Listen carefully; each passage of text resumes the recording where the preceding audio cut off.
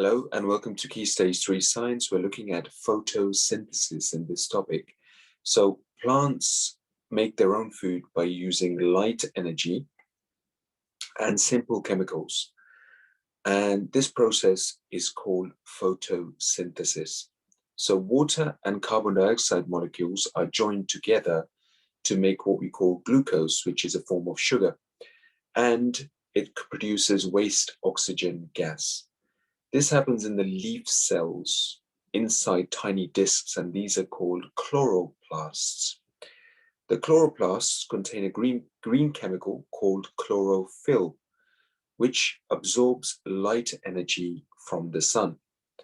And the diagram actually shows this process for you as well. The glucose sugar that is made may be changed into other useful chemicals for growth or for storage for plants. The plant also uses glucose as a fuel in respiration to release energy when it is needed in the cells. And respiration is the opposite process of photosynthesis. So we can see this diagram in front of us. So we have food plus oxygen gives off carbon dioxide, water, and energy. Now in photosynthesis, plants, the whole process, plants actually make food for themselves.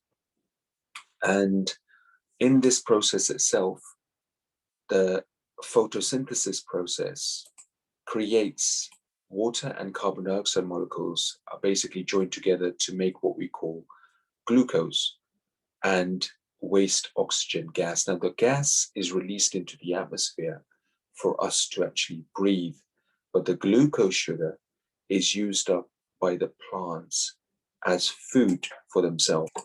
So in summary, green plants, they absorb light from the sun in their leaves and convert it into energy and food for themselves. And this whole process is called photosynthesis.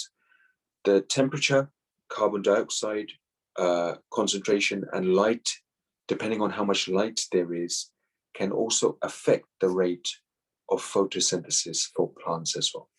Thank you.